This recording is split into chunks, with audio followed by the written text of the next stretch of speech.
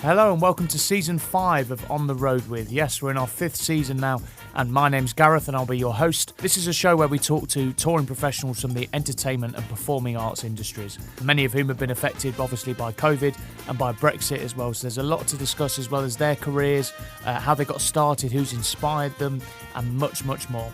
You can listen to all 4 previous seasons of the show wherever you get your podcast fix, and don't forget to subscribe, rate and review. You can also keep in touch with me if you've got any feedback about the show or guest suggestions, and that's garethjohnmusic@gmail.com.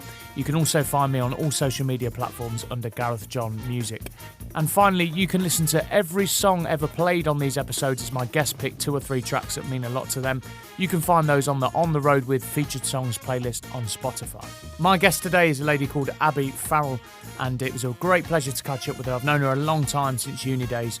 Abi's a singer-songwriter who also works with previous guest Nick Corbin. We discussed her latest single release, her plans going into 2021, the current situation for live performers, and much, much more. So sit back and enjoy. Abi, thanks for doing this. Thank you so much. I'm really excited to speak to you again after so long. We were just saying before recording, weren't we? It's been a long time. Been a really long time since we spoke, 6-7 years, which in our relatively young lives is quite a long time, I guess. Yeah, lots happened since then. I'm sure. Where are you based now? Because I know we knew each other from uni, but where are you based? I live in London now. I live in northwest London. Cool. But I've been spending a bit of time back at my parents' house in Oxfordshire over lockdown as well, which has been nice, get a bit of countryside air and whatever. So Nice, so I'm sort of splitting my time at the moment, but hoping to be back in London sort of full time after Christmas. So yeah, full time. Okay, well, I thought I'd start with the latest thing. Really, I'm not really an interviewer who likes to go back to the beginning straight away, although we might do later down the line. But I want to start with what's happening right now, and that is your latest single release. And I confess, I listened to it properly, not just a clip, I listened to it properly before ringing you. So I'll be honest about that. Just had loads on recently, and I thought I've got to listen to it before I speak to her, obviously.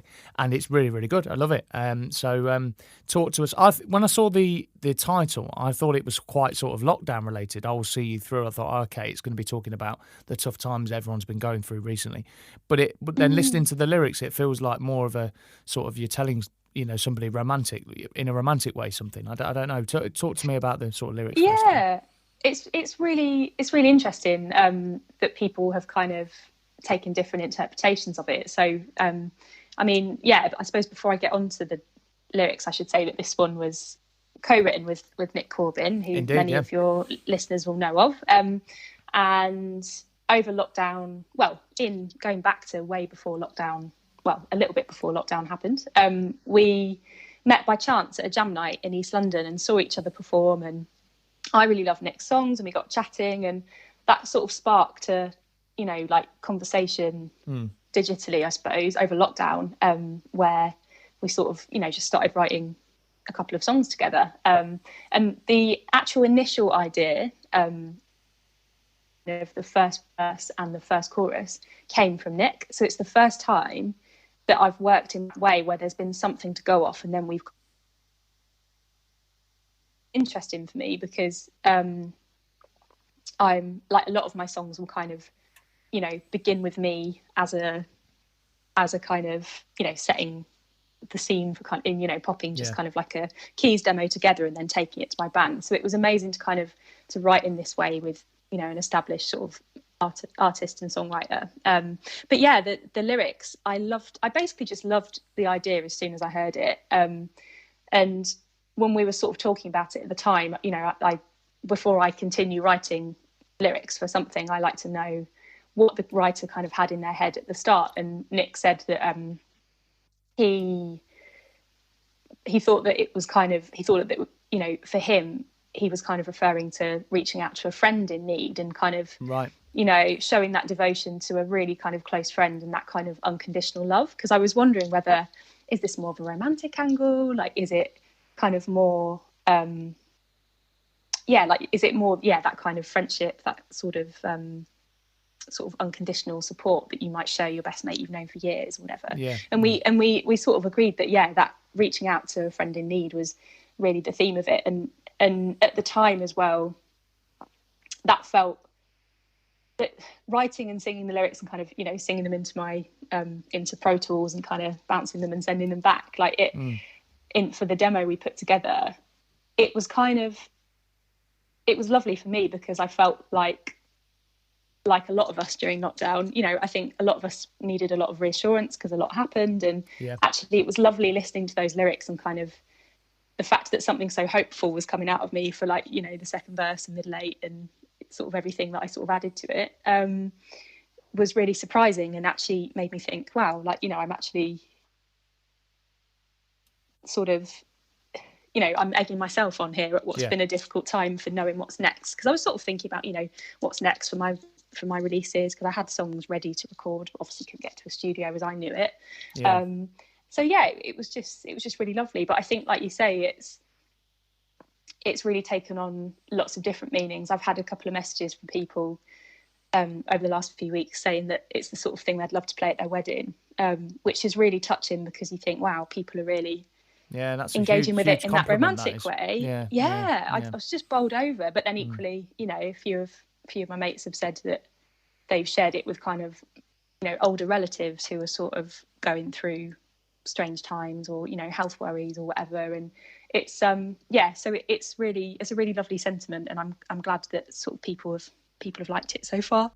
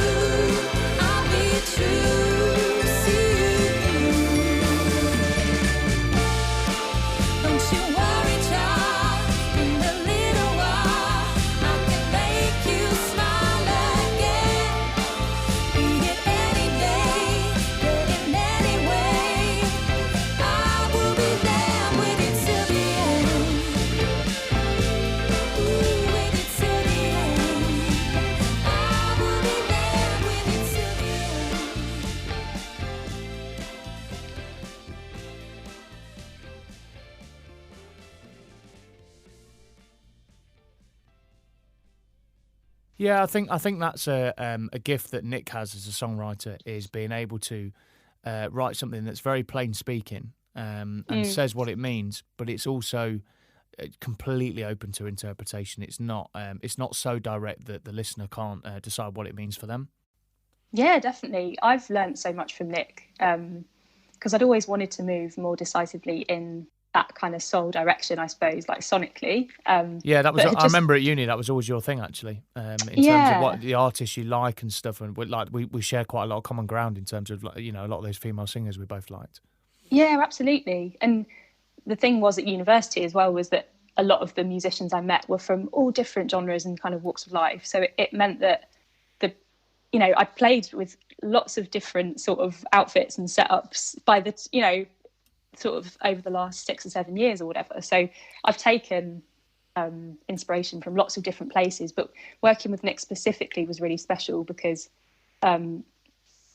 it's been an opportunity to really think about how to hone my songwriting in and how to keep it consistent as well, because it's off, getting into that kind of that habit of sitting down and just kind of, thinking, okay, what's going to prompt an idea today? Or, it's that discipline as well, I think, of, sometimes I get a couple of lines in my head and I think, oh, I'll do that later. But actually what I need to be doing is sitting down, writing the lines down and then running with it and seeing what else I come up with. So yeah, just getting into those kind of motivating behaviours of, like, trying to do a little bit of songwriting every day has been lovely. It's really crucial, isn't it, as well? Yeah.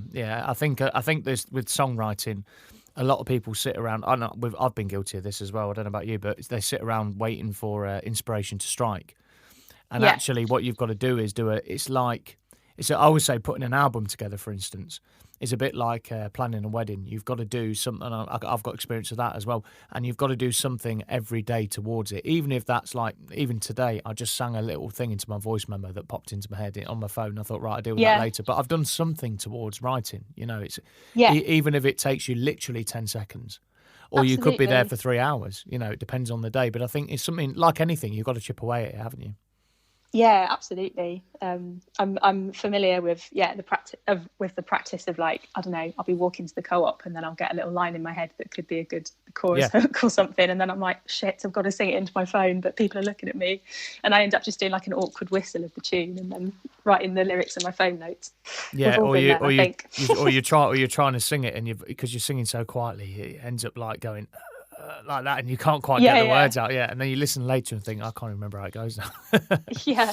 So good stuff. Well, one of the reasons I wanted to get you on the podcast was obviously, like, sort of long kind of, I've known you quite a while, on and off, and like I said to you before we started recording, last time I think I saw you sang, on one of the last times anyway, I actually saw you in the flesh singing, was with the Uptone Girls, a cappella group at Birmingham. And I think something we had in common was that we didn't, because you didn't study music at Birmingham, did you? No, I did history. Yeah. And I did philosophy and political science. So neither of us kind of went there purely for music. In fact, at the start, probably not for music at all. But I think the university experience shaped what we wanted to do musically and made us realise, actually, we want to very much go down that path. So just talk to us a little bit about, I know some of it, but my listeners won't, is talk to us a little bit about the musical experiences you had at university. It was quite diverse, and then following that as well. Yeah, it was, do you know what? There were some really great opportunities there. And I actually wish I'd have done more in the time that I did, because it wasn't until my third year or fourth year that I actually set up, an artist project where I had a band behind me and I was seriously thinking about what sort of sound sonically it would be. So I started, when did I start?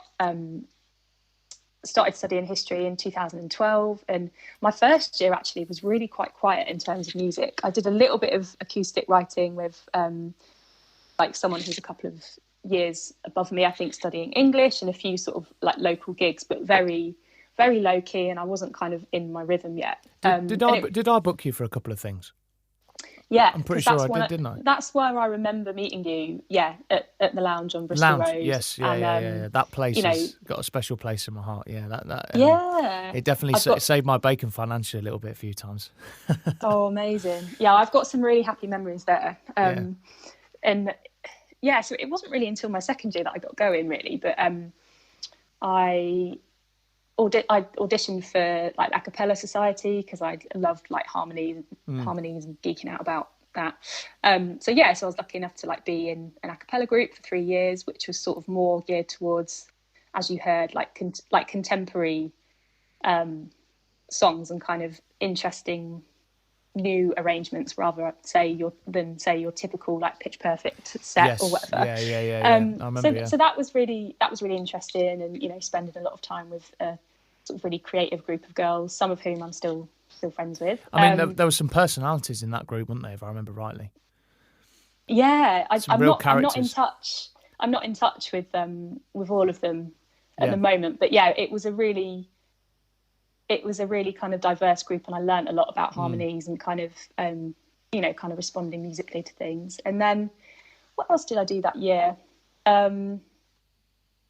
Gosh, it feels like such a long time ago, but then I think it was third year when I really then started to collaborate with other people. So I met John Sweetman, who is a really good friend, and we started up a band with a really embarrassing name that I'm not going to repeat. And basically we kind of joined together. He really loved like the Rolling Stones and just kind of, I suppose, like old school rock and roll, and I really loved like soul. I was, you know, I've always loved like Dusty Springfield and Aretha and Shaka, and we kind of joined forces, and like he lived the road over from me, and we met at the sort of Live and Unsigned Music Society nights and started a sort of songwriting partnership, and came up with a couple that we did between us, and he did some and I did some, and we sort of started playing then in this kind of, I suppose, like funk inspired pop band around on a very small scale around some of the local pubs, and kind of never really took it any further than that, really. And that was great fun because it was the time where I was most involved with the Live and Unsigned Music Society, which I think it's just called like, it's changed its name now, but it was called Lumsoc, wasn't it, at that time? Yeah, and at the time it was the place to be if you were, I suppose, a singer-songwriter or wanted to meet like-minded people. But what I always found interesting was that it wasn't until I was then in my fourth year that there was a real soul space at the uni. I always felt it was kind of missing that soul scene, I suppose. I'd agree with that. Yeah, that's what kind of put me off a lot of those societies, to be honest with you, because it was very singer-songwriter, and that's not really me. Yeah, but and there was... it seemed like it developed after I left, actually, because you're a bit, when you were talking, I actually realised you're a little bit younger than me. You started in 2012, I started in 2010, so yeah. It was interesting, yeah, because I had, you know, all these kind of means to express myself, but at the same time, I don't think I really had the vocab to put it into words until like my fourth year. I was like, Jesus, like, you know, I went to school and was in a soul band for a couple of years over sixth form, and then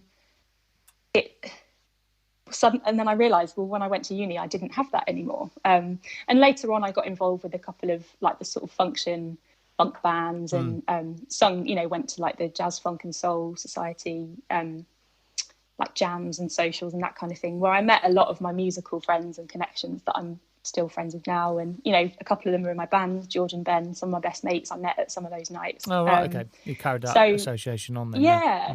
So there was all sorts. So it's interesting because I think for a lot of that time, I was on the cusp between being a singer-songwriter, but also wanting to get immersed into, you know, kind of, you know, I've always had this kind of desire to, I suppose, put like a soul-inclined band together, or to be at the heart of one and do original music as well. But for some reason, it kind of took me a long time to realise that was what was missing.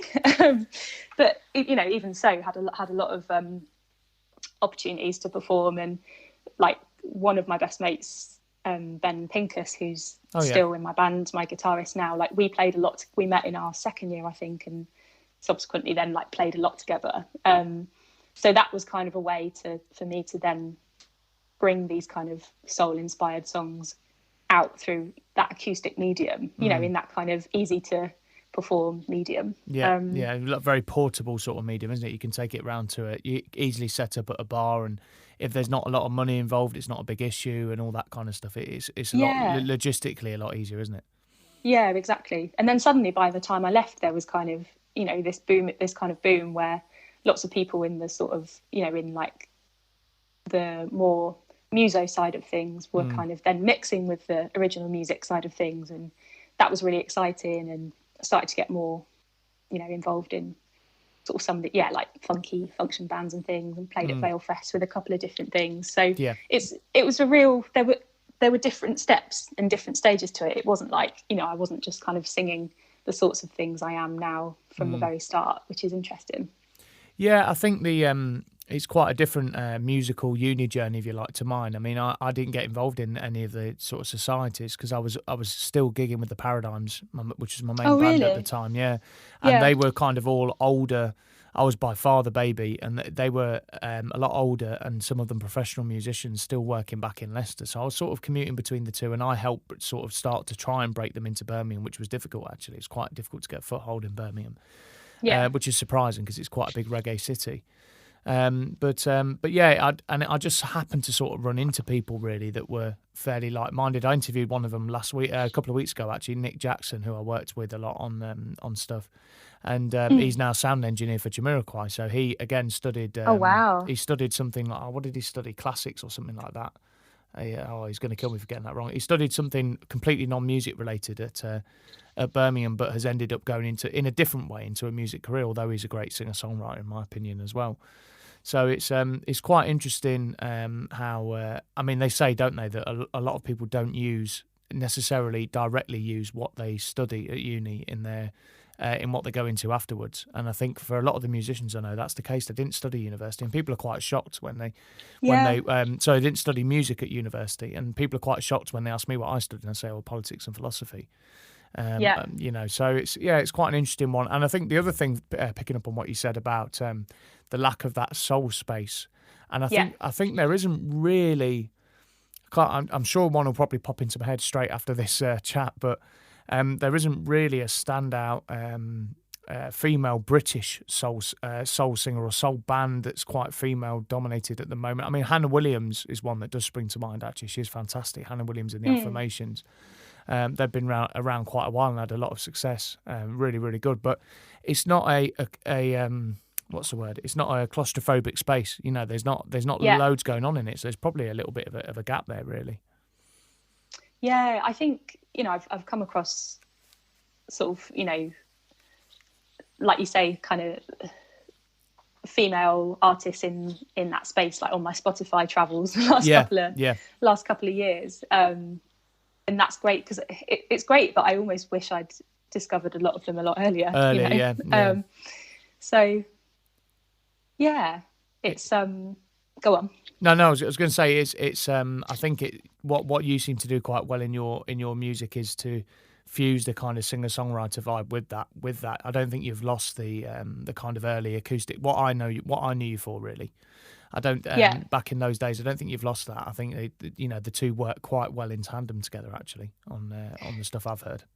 Yeah, that's definitely what comes through, like in my first EP, I think, which feels like donkeys ago now because I recorded it 2 years ago. But at that point, it was a lot of the tracks were like 5 years old because I put in them at uni and had only just got the money together to actually record it properly.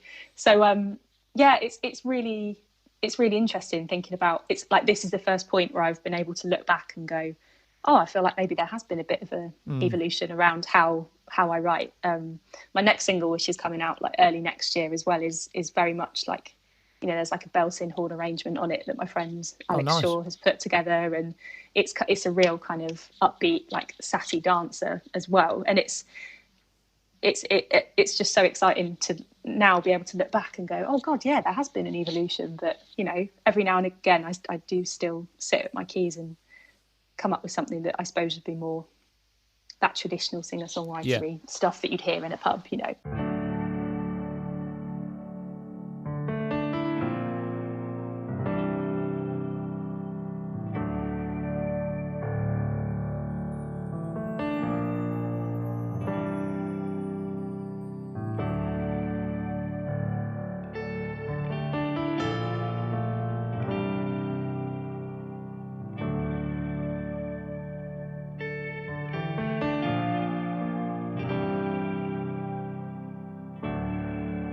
I could simply have it so. After all this hope, wish I could do it with my eyes closed.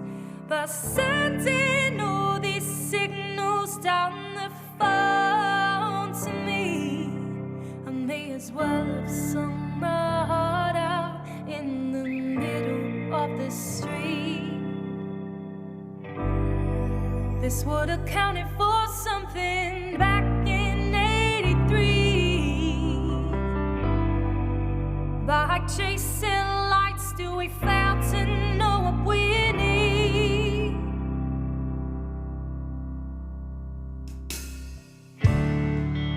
There's a place among the ivy.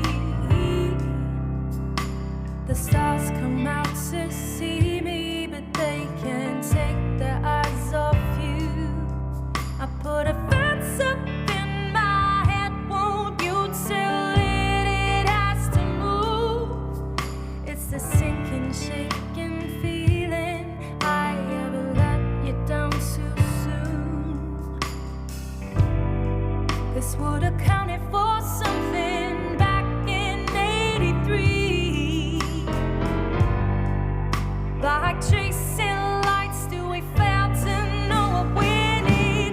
When we go down to the river, each side is the perfect place to be. There's a little black cloud there keeping me awake. I can see where this one leads. I know I have doubts and this isn't your fault. I just need your energy.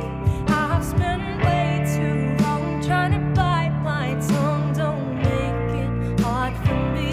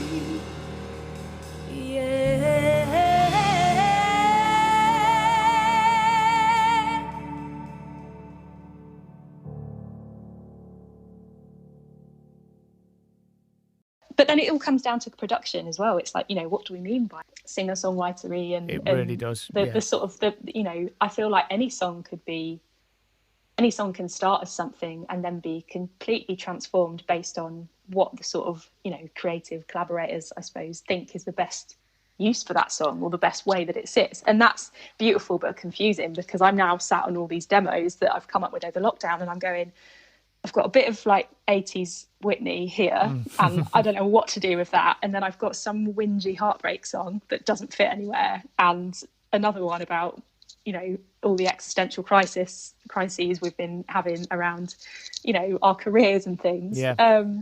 So it's confusing, but it's exciting because there's so many possibilities for production and who you work with and stuff, and that's what I'm most excited about at the minute. Well, yeah, I mean, it is a large part down to who you work with, actually, and a lot of the songs I know from my experience, a lot of the songs that have started, and I've even when I've written them, finished, I've thought, right, I'll record that with a piano player, just me and a piano player on the album. That'd be lovely, that. And then I talked to I showed it to somebody. It was a singer from the Paradigms, actually. I showed it him, and he's in my opinion, a great songwriter. And he said to me, "Oh, you want to go down the ELO route with that?" And I thought, "What, ELO?" And I quite like ELO, but I've never seen myself doing anything like that. And he explained exactly what he meant in all production terms and arrangement terms and instrumentation and stuff. And that's what we've done. And he helped me complete the song as well. I was lacking a chorus, and he helped me write the chorus. And it's turned out, in my opinion, great. We'll see what people think when it comes out next year. But it's but that would have, forward to that. It would have never have happened if I'd not happened to think, oh, I'll show it to him. So I think it's important to get. It's difficult, isn't it, because you get quite guarded about your stuff. But it's quite important to reach out and show. And you've got a great songwriting partner in Nick to do that with now, I guess, as well. And you know, he's going to help. He's going to really help and offer a different perspective. And he's definitely carved out his own kind of distinctive British soul sound, and I remember when I was listening to your single earlier, it came on, and that kind of, it had attitude. It was quite crunchy, but you still had a xylophone on the top, that kind of thing, and the harmonies going. I thought it's actually quite New Streety, and then New Street Adventure, and then obviously you started singing, and I thought, yeah, it's still got that sort of trademark Big AC sound, even though it's not Nick with his very British distinctive voice. It's really exciting, actually. There's a glockenspiel on there. Glockenspiel, like sorry, a live one. Terrible vocab there, sorry. No, which was it was amazing to record it. We recorded it with Mitch Ailing, who is the drummer in a band called The Milk, who you might know. Oh, right, okay. I saw his name as the producer, and I thought, I know that from somewhere. You've just answered that for me, yeah. And he was just fantastic. I mean, Nick had a lot of the sort of pre-production ideas and kind of, you know, instrument sounds down before we went in, and then it was a case of like my band learning all their parts, and we sort of, you know, changed some bits in the studio. But it was just so great seeing that process come together, and I think what's exciting for Nick and Sophie as they launch Big AC Records is that it's kind of there's now, I feel like there's now this space for them to focus on, you know, contemporary soul records that are that obviously hark back to a certain time, but that are still really kind of, you know, modern in their production and still offer something new.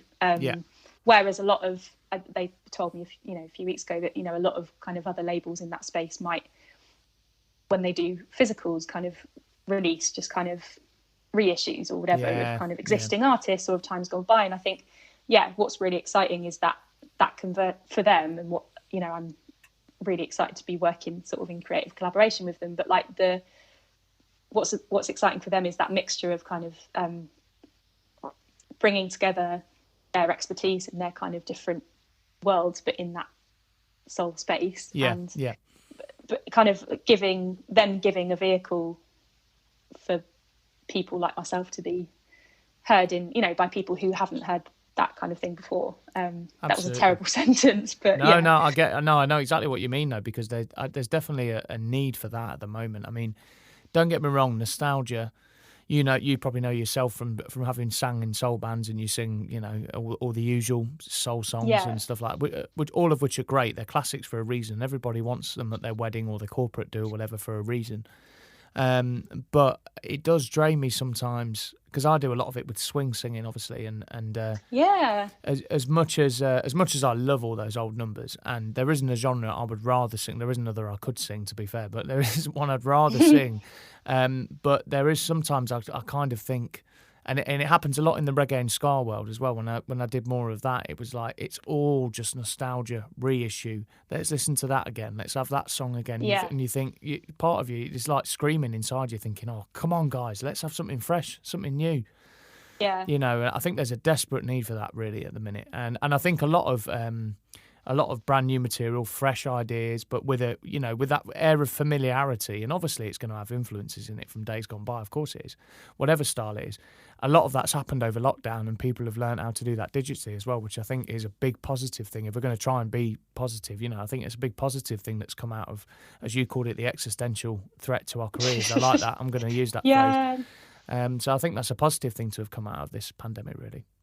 Definitely. And I think a lot of us as well have been, just sort of chatting to my friends as well, who are musicians, a lot of us we've loved this period of new music discovery, but we've also really clung on to some of our favourites, our favourite records from times gone by. And maybe that's it'd be interesting to see whether that's, you kind of see it in the charts even now. Like there's a kind of, I know a lot of it you might say is kind of too pastiche or whatever, but, in the charts, you're getting a lot of kind of disco elements crop up again, a lot of absolutely. Kind of new wave, and there definitely is some kind of trend in new music from, I feel like this at the moment anyway, right from the charts right down to kind of independent releases, where you're getting this kind of meshing of old and new. I suppose you're always going to have that in some shape or form, but a decisively kind of saying an album is inspired by one period of time or one sort of movement or whatever. Perhaps it would be interesting to see over the next 2 years, or next couple of years, the songs that are eventually released from this time, whatever stage of artist that might be, just to see kind of how they blend the old and new, and whether their listening habits influenced what's coming out. And it's an exciting time to listen to people's stories when they release songs, I think. Absolutely, yeah. Well, I think people will have some pretty unique stories at this time. It's like I say, a good thing to come out of it is that I think we've all had to diversify in one way or another, and I know for me, things have happened that wouldn't have happened if it hadn't been for lockdown, like getting an album finished, starting this podcast, starting the radio show, but at the same time, I'm sure you're the same, because I know you love being on stage as well. It's a huge part of you that just as time goes on, it aches more and more not having it, that performance. Oh God. Yeah, absolutely. I'm really lucky that I've got a day job, so I work for a major charity, which is amazing, because that's how I aspire to be a full-time sort of singer, songwriter, session vocalist, musician, whatever hat I wear. And you have to wear many, believe me.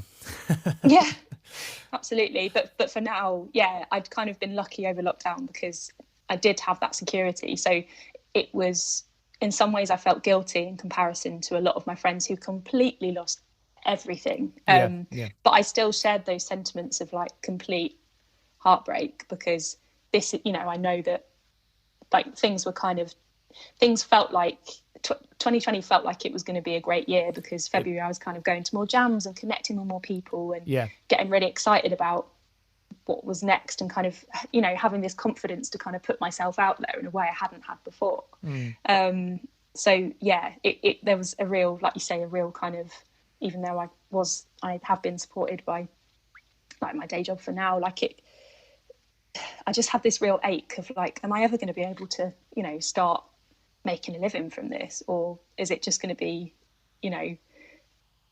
I'd been doing okay for a couple of months, making a little bit here and there from singing, and I thought, perhaps this is going to build, and then it was just that's it for now. But I'm hopeful as things rebuild and whatever. But like you say, a difficult time for lots of people.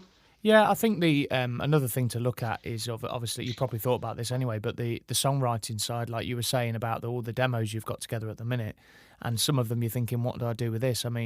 there's no harm reaching out to other singers and saying, do you fancy this? Look, I've listened to this, or do you want to work on this together or whatever? I think we need to start, as singers, we need to start, and singers and songwriters, we need to start thinking about the writing side as seriously as we do the live performance side, because as this pandemic has shown, that the live performance side can go in an instant. And actually, I remember I think it was my third or fourth guest I had on the podcast, a really good mate of mine, Drew, and I said to him, we've done so many gigs together. He was in the Paradigms as well, and we've done so many gigs together over our time. And he said, yeah, but when you look at it at the minute, it's a miracle that as many gigs as that did happen, because there's so much stuff that can go wrong. Your car can break down.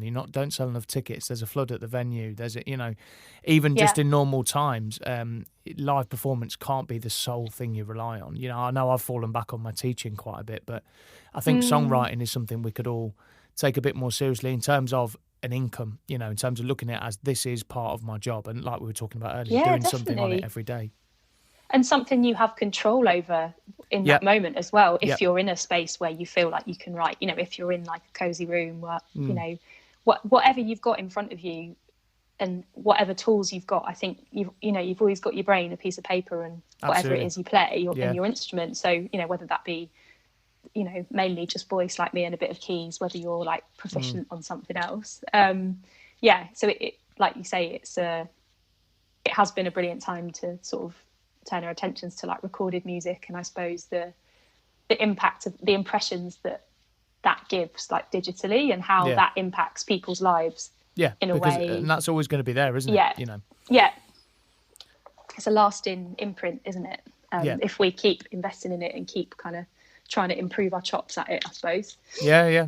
That's a good way of putting it. Yeah, absolutely. One of the other reasons I wanted to get you on the podcast, why I messaged you, was because it was when you came back to me and said, well, I've not been on tour yet. And I know this podcast is called On the Road With, but I'll admit my first thought was, right, okay, is this going to work? And then I thought, actually, I've never had somebody on the podcast who hasn't been on tour, but it still works in a touring job, if you know what I mean. Still works in an area where you do tour.